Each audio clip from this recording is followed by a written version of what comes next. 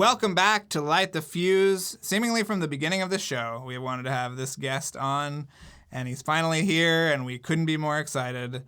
I mean, I couldn't be more. I don't know how you feel, Charles, if you're just indifferent or what you're feeling, but I'm feeling a lot of excitement. Oh, no, I am so excited. I mean, this is amazing. We've wanted Giacchino on this show from the very start. This is just a dream come true. I think it's one of our best interviews. I mean, we've just been killing it lately. This is amazing. Yeah. I mean, I can't even, it's been kind of mind-blowing to us. We haven't been killing it. We've been killing it in terms of securing good people and then letting them talk. Yeah, yes. That's the good thing. Yeah. That's the definition of killing it. Yep. Yes. Yeah. That's as far as we'll go in terms of killing it. But we just ride the wave. Yeah, this was an amazing episode. Yeah. He is such a warm and inviting guy who told us amazing stories. And we got to talk to him on the occasion of his new album, which hopefully everybody has heard by now. We pushed it a week so that we wanted everybody to hear this album, which is just amazing. It's his first non-soundtrack album. It's called Travelogue Volume 1. It's out on Mondo. And it's a wild 60s influenced kind of cocktail record sci-fi thing. Just wonderful. Yeah. Just a lovely, lovely album. And so we got to talk to him about that. We do get into some mission stuff. Don't fear. Yes, we do. And also when he's talking about the album, he's kind of relating it to all of the rest of his career. And so there's a lot of really good stuff. And yeah, I mean, just to, so you know, this album is on vinyl and it's also available digitally, right? It's on iTunes and everything. It's everywhere. It's out in the world. But yeah, the vinyl is out from our friends at Mondo. So, you know, we couldn't be more thrilled about that. And the vinyl looks so cool, too. We'll post the album art on the show notes and everything. Yeah, and the album art was done by JJ's son, which is great. Oh, that's so cool. Yeah. I didn't know that. Yeah, check it out. We'll go to our episode guide, and we'll have up all the album art, and we'll have links to where you can buy it and stuff like that.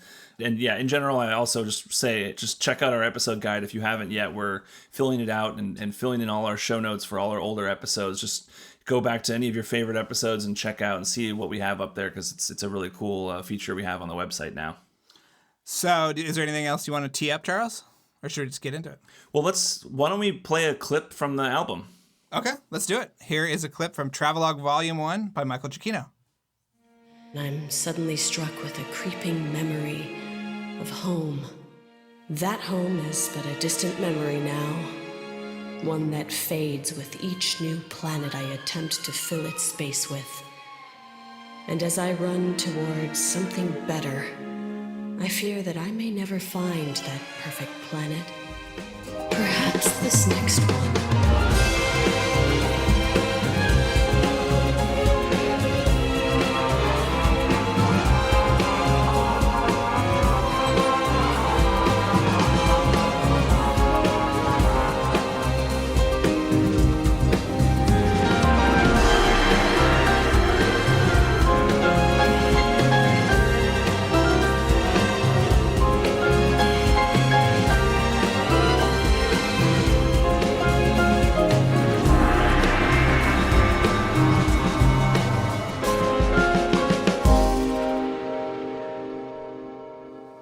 Love it. Yeah, I mean, it's just, it's so unique and so uniquely him as well. Yes. And it has a story. You get involved, and don't worry. He told us Volume 2 is imminent. So, yeah, I mean, I guess, do you have some sponsors you want to thank, and then we'll jump in? You know, Charles, thank you for bringing up my sponsors, because they're the life of the show, and they're the life of me reading stuff on this podcast. So, you know, I love them. So I just want to give a shout out, first of all, to Jeremy Dillon. And I want to encourage people to check out his podcast, which is called My Favorite Album, which you and I were on recently and sort of, you know, bumped down the legitimacy of in our own unique way. But he's had amazing people like Drew Pierce, who co-wrote Rogue Nation, Casey Musgraves, John Cryer, amazing people. And they go on and talk about their favorite album and how it's influenced them. And he's sort of been changing up the format of the show during quarantine, so you'll get an even greater variety of stuff there. And I also wanted to let everybody know that this episode is brought to you by John B. as well. And I also wanted to let people know that Real Estate Interest LLC sponsors the show, and they are commercial real estate advice for growing companies. And I know times are tough and things are different, and they really want to let people know that companies can consult with them even if they're not looking to buy or sell, that they help companies save and strategize too. So you need some help with your commercial real estate, please go to them. They're awesome. So thank you to all of them. And I think we'll be back after the episode to wrap things up and to prime next week, which is part 2 of Michael Giacchino. Enjoy.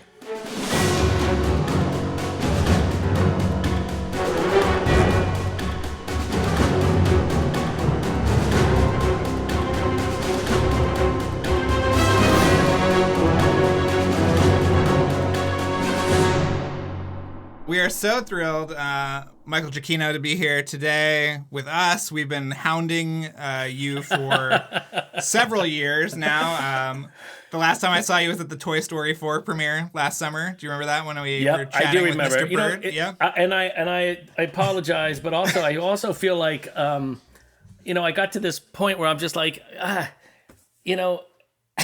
I've said all I need. I don't even know what else to say anymore. And I feel like, aren't people sick of listening to me? I mean, it's just like, I would be sick of listening to me.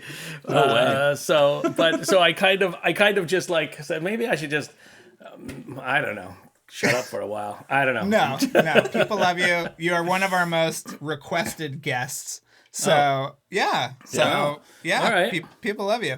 But we wanted to talk about this album, first of all, that this is the only reason you're agreeing to do this show is because you have an album. No, it's not the only reason. Actually, you were on my list of the ones that I was like, when I'm ready to do this again, I will do that because, Brad told me how fun it was and all that, and he had a good time. So I was like, okay, all right. So it's not totally a lost cause. It wasn't. Okay, right. Thank God. But thankfully, this album totally kicks ass, which is just great. It's not like, where did this come from? I've been wanting to do something like this forever. I grew up listening to, guys like Martin Denny and Les Baxter and Esquivel and all these just incredible, composers who would do this, what you might call lounge music, I guess, today. And there was a period where that was like a bad thing, but I never thought it was. I love it so much. And it's just sort of mixing in, it's like fantasy music in a way, where you bring in music from all over the world and you create stories with it. And that's what they were doing back in the 60s, and especially when stereo first came out, because it was a great way to demonstrate stereo. Oh, we'll put the bongos on this side, and we'll put the the singer on this side, and it's oh my God, they're in different parts of the room. So I always loved that music. I also always loved Star Trek, and I especially always loved like Jim Kirk's ship logs, and he'd be sitting there because they're not like normal ship logs that would be, like any other military guy would do. It's almost like they're Shakespearean in a way. And he would just take the time to just sort of like, here's what I think. And he would just go on and on, which was great. These people, we meet, whatever, all of that. Love that. And then I also loved a show called X-1, which was an old radio show. It's a science fiction show. And it it was on the radio. I love old radio shows. And so I thought, can I just mix all this stuff together into one thing? And that's what I set out to do. And that's really what ended up happening. So when you listen to that album, it's been influenced by all of those types of entertainment and that I grew up and loved. And I just wanted to create a story too. Concept albums. Nobody has concept albums anymore. And I thought, like, I used to love as a kid listening down, if you think of like ELO, a band like ELO, and they did El Dorado. I mean, there's an entire... You can make up your entire story with that album. It's so great. And I used to love that. And I used to like the idea of like looking at artwork and looking at things. So it was just this love of all of those things, which really aren't around anymore, that I thought, this would be fun to do. So yeah, well, how did you figure out the story of this? It's basically an alien being comes to Earth and is trying to figure out if Earth is worth sort of settling in with. Yes. Right? Yeah. Okay. Basically, well, it's someone who is fleeing a place that is filled with, racism, oppression, pollution, war, hatred, and all of these things. Someone saying, there's got to be somewhere better than this, and leaving to go and find out if that's true. And of course, she comes across Earth and she goes, oh, I'll give this a shot. I'll try this. And she goes down, and of course, she finds a lot of great things at first, but then over time she realizes, you know what? this place is actually a little more messed up than even where I come from. And so, it asks the question, when things get rough, should you leave and go find a better place to live, or do you stay and try to make it better? Right. And that was the moral sort of dilemma I wanted to sort of play with in the story. And of course, in the end, people will have to listen to it, see what she does. Yeah, but there is sort of a cliffhanger, and this is called Volume 1, right? So Yes. Is Volume 2 coming? Yes, Volume 2 is coming, yes. Okay. Yes. Okay. Yes, Volume 2 is coming. And Volume 2 is different, though. Volume 2, she will be involved in it, but it really is from the point of view of someone else who you do hear on the album. Okay. Albeit very briefly you hear them, but it then becomes their story, which then reconnects with hers down the line. Okay. So, okay. I think I know who that will be, but I won't. I will not say anything because no one has listened to it. Yeah, but how did you develop? I mean, you have a credited sort of filmmaker who helped you with the story, right? And Alison Eve Hammersley is great. She was a screenwriter that I had met on another project, and I just really liked her sensibility. I liked the things that she was into, and it just felt like a good match. So I said, this is a weird ask, but would you want to write this story and I pretty much told her everything that I wanted it to be and everything that I thought was important to have in it, and then she came up with some great ideas herself, and it was just, she's just a great writer. She was just great to work with too. So I worked with her, and then my friend Janina Gavankar, who's an incredible actress. I just called her up and I was just like, hey, do you want to do the voice for this character in the thing? And that was funny because she was like, yeah, but of course, we're all home. We didn't go anywhere to record this. Everything was done from home on all levels of it. So she was in her closet at home recording, and I was on Zoom with her, and I was just directing over Zoom with her in her closet recording to into a microphone. But it all worked great, and all the musicians too as well had to be at home recording. So it was not the usual way we do things, but it worked. I mean, was this something, you and I were talking before we started about how, you've gotten to sort of engage in projects that you wouldn't normally have time for because of the quarantine. Yeah, I mean, this was something I had been wanting to do for many, many years, but I just, with all the movies, I just didn't have the time to do it. And I haven't had a vacation, like a real normal vacation, and I can't even tell you how long, because of just back to back going from one thing to the next. So even when this all started and quarantine happened, I sitting in my office going, well, what am I going to do? Okay, well, I guess I'll write the music for the movies I know I have to work on sooner or later. Eventually they'll come back to production. So let me start working on themes for Jurassic and the other things that I'm set to do. Right. And then about a week into that, I started thinking, why am I doing this? I mean, they'll come back and I'll work on them when the time is right. But why don't I just use this time to do something that I want to do for once, And that sort of just changed my whole mindset, and I just dove right in, and then now we have this album. So it's just it was I mean, at the time it was weird, as you are well aware. No one knew how long this was going to last, and we still don't know, and there was a lot of uncertainty going on. So I thought, the idea of delving into something that was more personal, something I wanted to do, seemed to sort of keep my mind away from all the craziness that's going on in the world as well. Right. Well, what was the process of putting it together with the musicians? I mean, how many people were on this thing? How did that work? Well, there were, I think, 8 core musicians in the band, and then we had a string section as well. Now, the band was recorded all here in LA mostly. I would send them charts, and then they would just record them at home. And then sometimes they'd give me different options for things, and they would send it all back. I'd go through it and go, okay, yes, this, no, not that. And I'd piece it all back together again. It was like sending out individual puzzle pieces that came back broken into even more puzzle pieces, and then having to put that all back together again. And my engineer, Warren Brown, he did an incredible job of making it feel like if you didn't know any better, you wouldn't know that they weren't all together playing that music, which is the way we normally always record everything, is to have everyone in the room at the same time recording as a group. And there's a lot of electronic elements, which is Yeah. sort of fun because you don't have a lot of that stuff in your scores. So No, is that and when I do, it's usually it's limited to an idea or something that, there was some of it in Spider-Man, the last Spider-Man, but you're right. It's not something that generally, but it's something I enjoy. I really do like. So I did a lot of that programming, and also Matteo Laboriel also did a pass at a lot of things too, which was, he's a great sort of electronic musician, and he's just a great musician in general and a great person. So I was just like, well, take a listen to these, listen to the tracks that I did synth-wise, and see what you think. He goes, oh yeah, we can fill in things here, we can add a drop here, doing things. It's just really fun to sort of collaborate in that way with other musicians, especially at a time when we weren't really seeing each other.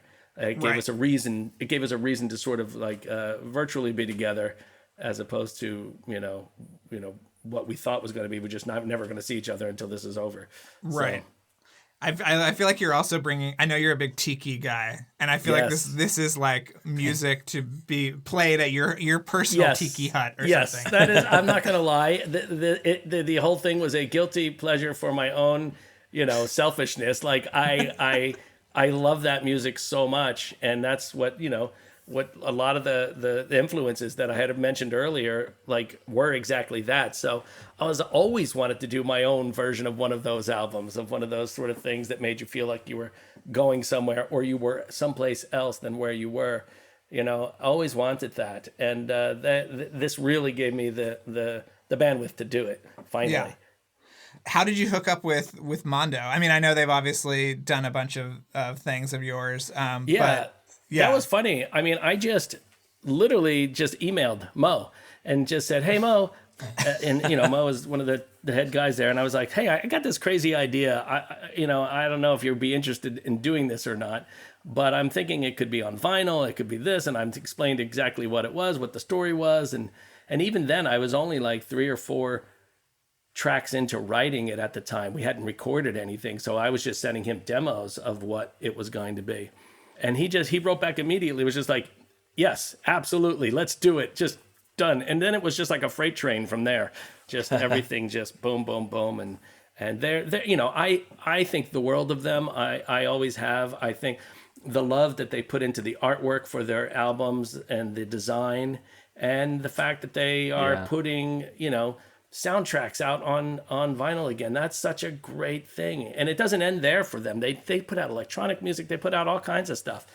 And I just love the variety that they have, and the audacity to be out there and have a company whose job is to put vinyl out. Like that's just, I love that. I think there's something really wonderful about that. So yes. So they've been fantastic. Yeah, we love Mo. He was at my wedding last year, and he's the best. So he is the best. Yeah, it's great. So will the subsequent album come out through Mondo? And also, how long did this all take to put together? Because it feels like, especially with them, they need a longer runway to kind of put this stuff out. I would say all the writing happened the writing and recording happened in about 2.5 months time, and then they gave us a deadline for the masters, and we just hit the deadline and said, okay, here they are. And then, they knew how long they needed in order to get it all done. So as long as I could hit that deadline, they were like, do whatever you want. So, and it was great, because I was like, I think it's going to be longer than I think, definitely 2 albums, like a double album, and definitely, and we're thinking about, I have another project coming up with them that's going to be in between volume 2 and this one, which is another fun thing, which we'll announce at some point soon, but that may even be 3 or 4 records. So, wow. I thought, when I finished this, I was like, I like doing this. This is really fun. Just like working on your own things and doing whatever you want, and not worrying so much about, what everyone else's needs are, for once, after 20 some years of doing that. I thought, it's nice to, kind of just worry about myself for a bit. Did you ever take the vacation though? No, this is my vacation. Yeah, this is my vacation. I wanted to ask that, sort of jumping off what you were just saying, that you were operating from watching movies and television that are in front of you that you're scoring, and now you're completely going from your own head. I mean, what was that? Was that freeing? Was it limiting in some way? I mean, what was that process like for you? No, it was completely freeing, and it was like time traveling back to when I was a kid, because when I was a kid, my entire childhood was spent making movies. That's all I ever did. I made tons of stop motion movies, tons of Super 8 movies, tons of 16 millimeter movies. I went to film school. So all from 9 years old all the way through college, that's all I ever did. So music was not very much, other than the fact that I loved music, that I loved film scores, and I loved jazz, and I loved all kinds of genres of music growing up. I had every record imaginable thanks to my dad's record collection. Other than that, it wasn't ever something that I thought, oh yeah, I'm going to be a musician one day and I'm going to write film scores. Like that never occurred to me growing up. And it wasn't until, maybe towards the end of college, I started getting more interested in it and I started studying it more. And then when I graduated from college, I continued studying, even though I was working for Disney at the time in their publicity department. I had gotten the job there, first at Universal and then at Disney. But during that time at both of those places, I would go and take night classes or whatever and study orchestration and study, instrumentation and music theory and all of these things. So I started getting more interested in it. But again, it was never sort of a one road where I thought, that's what I'm going to do. It was sort of like, I always just sort of followed things that I was interested in, that I liked. And whatever came out of that, came out of that. And I guess what came out of that was many, many years of scoring movies. So it was, and which has been amazing because I've learned so much and I've worked with all the best directors around. I'm so lucky to have been able to work with all the people that I've worked with. And just to be there through the process, see them go through it, see how they deal with challenges and how they problem solve while they're making these things. That's invaluable, really. I mean, that's like the best, sort of master class you could take in being there. And I think my background in film really helped me be supportive to what they wanted to do, because I really understood the whole process of what it was to make a film, make a movie, and how to tell a story with music that supplements the story that they're trying to tell, as opposed to just be someone who grew up only knowing music and that would be my core focus. I have run into some people over the years who are great composers, but not the best film composers, because the music they write is more about what they want to hear and not so much about what's on screen. It's and I feel like when you're working on a movie, everyone's attention has to be what's on screen, what is going on, how are we supporting what's happening on screen. Everybody has to. So you have to have some sort of knowledge of storytelling and filmmaking. I think it really helps. So when I go and talk to kids now, I insist that, and they're like, well, how can I do this? I'm like, well, what classes are you taking? They're like, well, this music class, that music class. I'm like, all right, stop taking music classes. Go take an editing class. Go take a lighting class. Take an acting class, a directing class, whatever. Just go and open your mind. I said, film theory is another important one to take, and film history too. I said, because if you really want to, the question is always, do you really want to be a film composer, or do you just want to kind of like write music in a very fancy sort of way, like within the film industry, So it's it's trying to sort of suss those things out with some of the kids, but I try to put in their head that the most important thing is to be a storyteller. Forget the music for a minute, forget everything, just be a storyteller and learn how to do that. And if you can do that and you have the talent to write music, then that will serve you far more than if you're just studying orchestration every single day, which is in our business, it doesn't help you as much. Well, you did an animated short recently for Star Trek, and you did a short film with Patton that came out earlier. Do you see yourself sort of transitioning to a filmmaker who also scores his own stuff? And would you want to work with a composer on something? Oh yeah, no, for sure. I think it'd be fun to do that. It'd be nice to not have to just to do that for once. But I did score the Monster Challenge with Patton, and of course I did score the Star Trek short as well.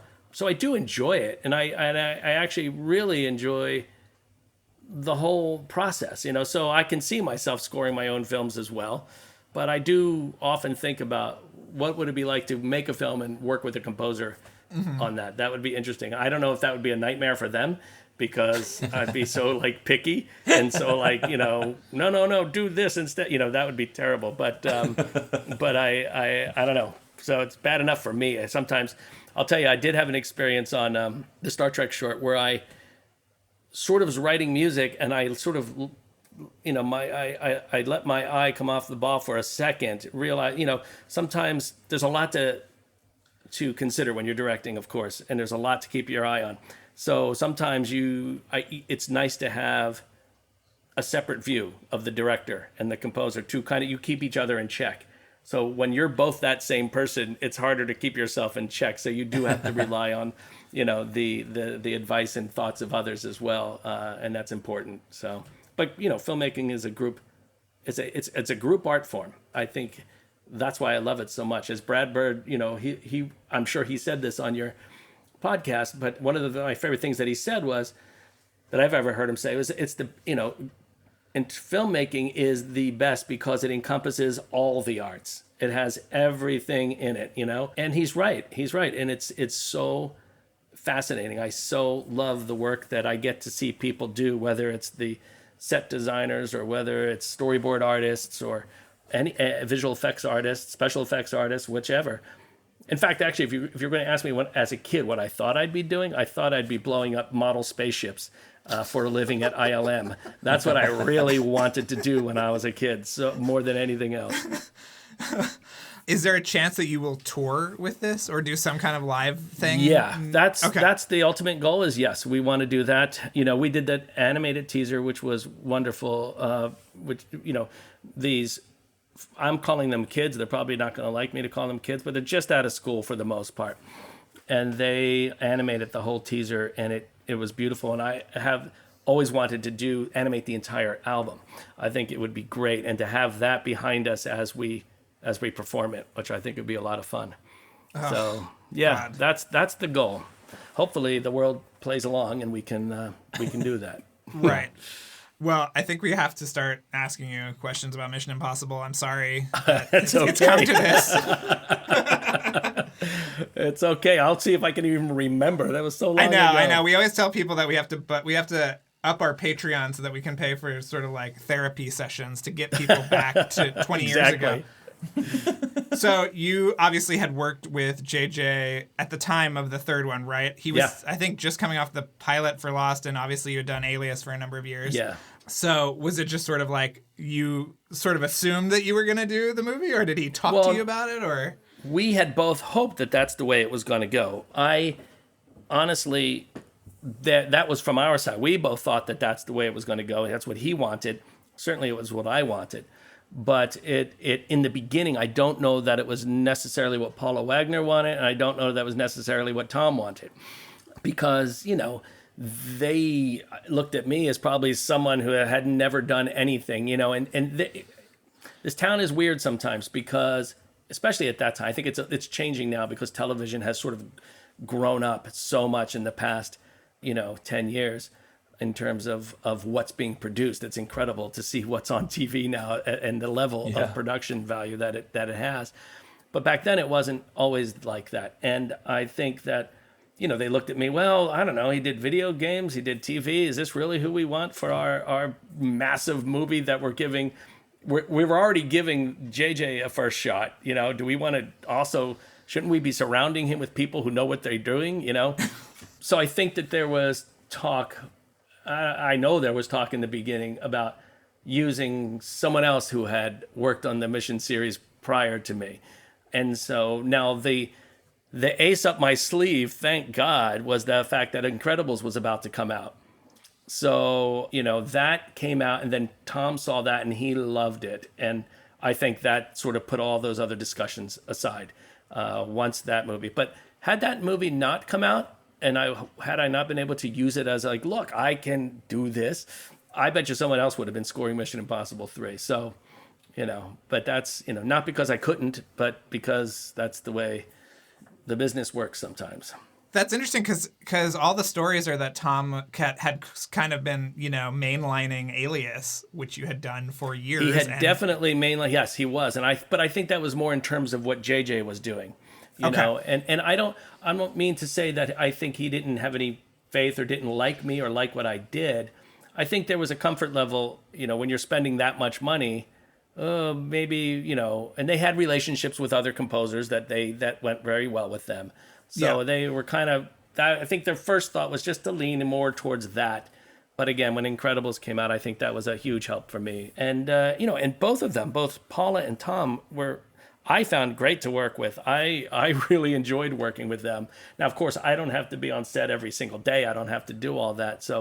But all my memories are nothing but great memories of working on that, even though it was, slightly stressful too, because you want it to work, you want it to be good, and JJ is adamant, like he will work to the last day if he has to make it as good as it can, and his team is loyal, and we're all there behind him to do the same thing. So, it ain't easy making movies. Well, I mean, you famously kind of took over for Lalo on Incredibles after some. John Barry. No, John Barry. John Barry. That's right. Yeah. That's right. Not Lalo. Yeah. John Barry. Yes.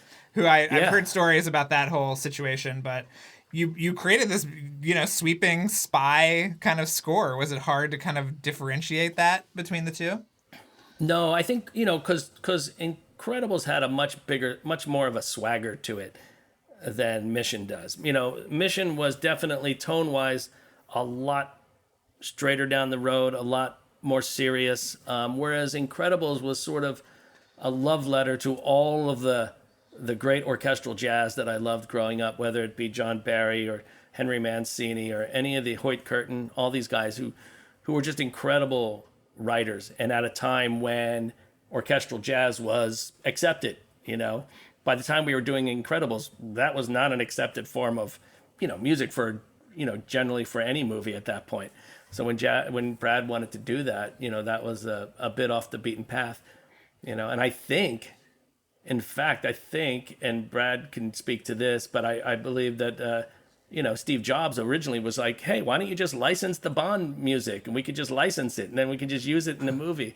And Brad was like, no way, man, we got to do something original. No way. He would get all, how he gets. And thank God he does, because he's always pushing to do that original thing, put it out there. Let's put new things out there. And especially now, which is harder and harder to do. So, did you also want it to be different from Danny and Hans's scores in sort of the continuum of Mission Impossible? Yeah, I didn't, and it wasn't like, it wasn't me saying, oh, I'm going to push that stuff aside. It was more just like, I think what I always do is just look at the film and see what it's asking for, and that's my job, is to kind of listen to the movie and understand what I'm feeling when I watch the movie, so that I can then just put that into music. So I don't ever really worry too much about what came before or what other people did. It's more about, all right, what are we doing here? What are we doing? Right.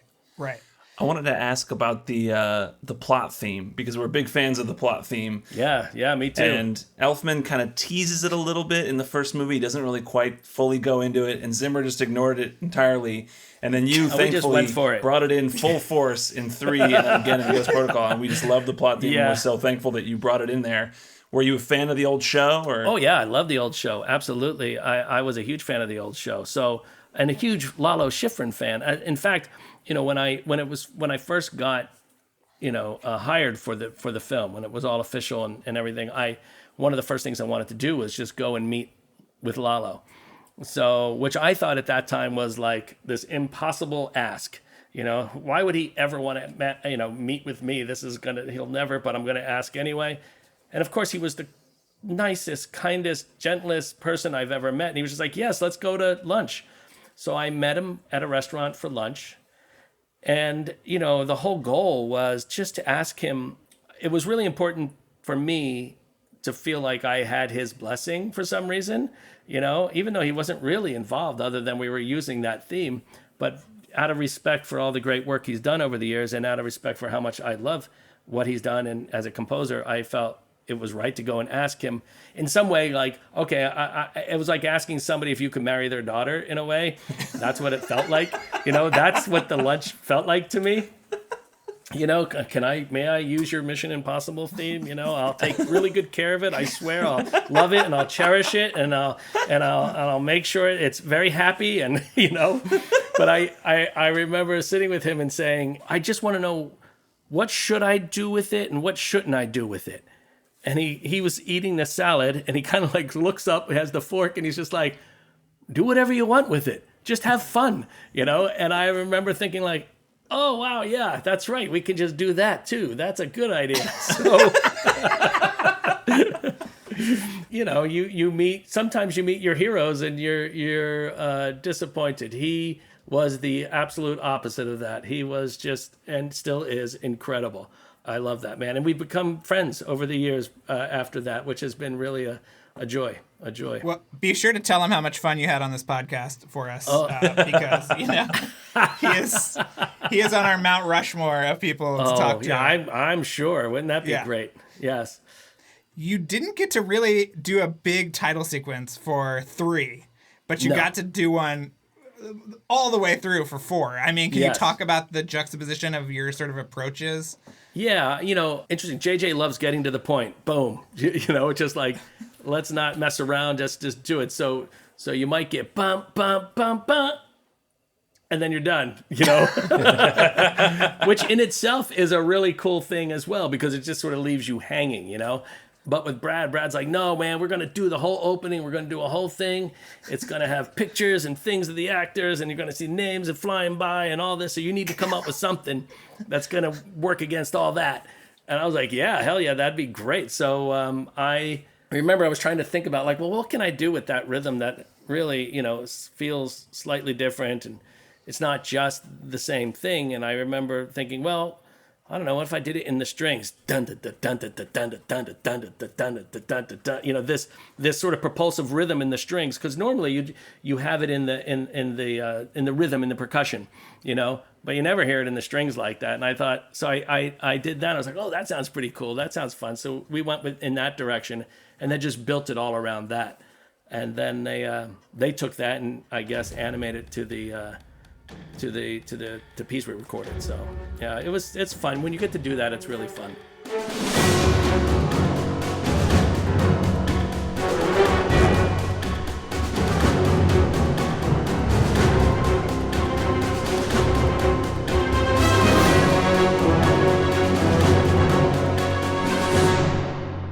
And we are back. Yes, back again. Back in black. Actually, you're wearing white and I'm in gray, but we're back nonetheless. We're back. What did you want to say to wrap things up, Charles? I mean, I love that he name dropped ELO. I think it's both of us, we both love the band ELO, Jeff Lynne's band, Electric Light Orchestra. Yes. One of our favorite bands. Love it so much, and I love that he name dropped them as an influence on this album. And I thought that was so cool to hear, because he didn't talk about my favorite ELO concept album, though. Which one's that? Which is Time. Oh, Time. Okay, yeah. That one's good. About a man who is transported into the future and falls in love with a robot and all this other stuff. That is my favorite ELO concept album, but I know not the most popular opinion. He cited El Dorado, which is another great album. But yeah, that was great. I mean, I love his wacky list of influences, and only he could sort of synthesize all of these influences to something that is so fun and listenable, and yeah, it's just a treat. Yeah, I mean, for me, I think it's also considered a concept album, but Out of the Blue is really incredible. Mm-hmm. But this isn't an Electric Light Orchestra podcast, so let's get back to... Not yet. He said something about how they were talking for MI3, before he got hired, there was talk of bringing back a composer that was on the series before him. So do you think that was Elfman or Zimmer? Or was it just an initiative to go for... I think it was Zimmer. You think it was Zimmer? Yeah. They wanted to give him another crack at it after the heavy metal version? You know, he needs work, so I could see them wanting to throw him a bone. No, I just think Zimmer is sort of a go-to.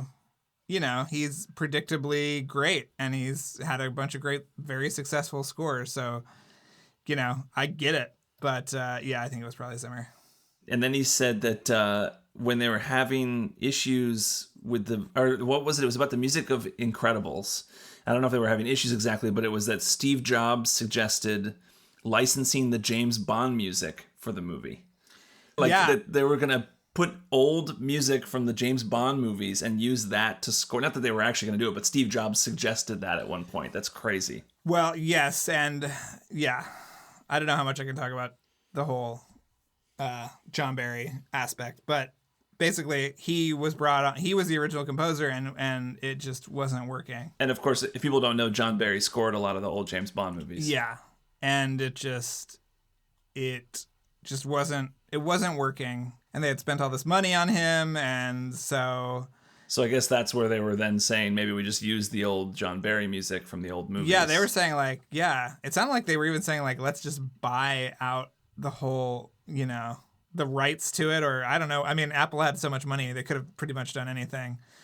So yeah, that was really fascinating. I never heard that before. I'd heard that the John Barry of it all was very problematic, but I did not realize that was the case. But crazy. But thank goodness we got Giacchino's incredible score, because it's one of my wife's favorite scores. She hums it and sings it all the time, and it's such an amazing piece. All the music in it is amazing. We also got a great impression of Brad Bird.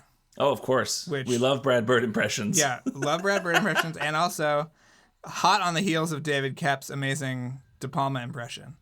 So collaborators doing impressions of their directors, we love. So I hope that tradition continues. Yeah.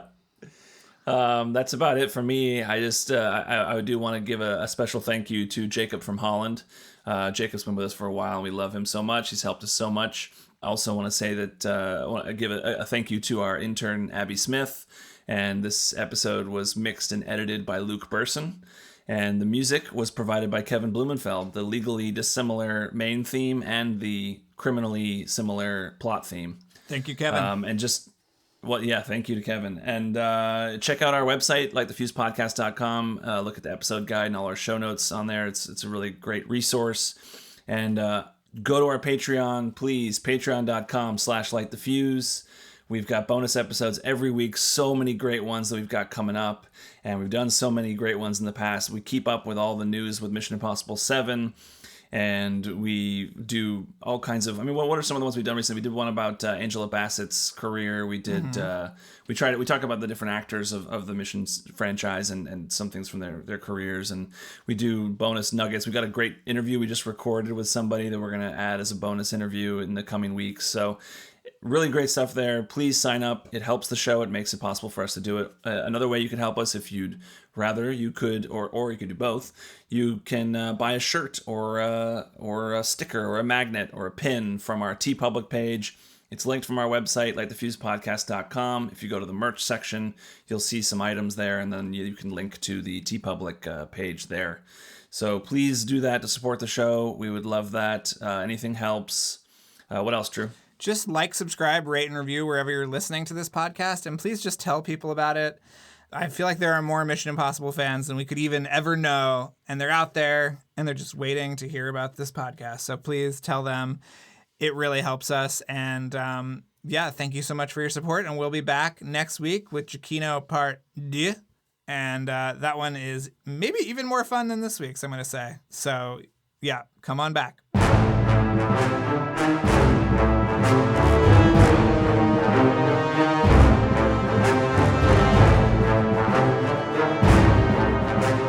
Thanks again for listening, everyone. And before we go, another mission, should you choose to accept it, please rate, review, and subscribe to the podcast on iTunes. And remember that you can follow us on Twitter and Instagram at LightTheFusePod, and email us questions or comments at LightTheFusePodcasts@gmail.com. This message will self-destruct in 5 seconds.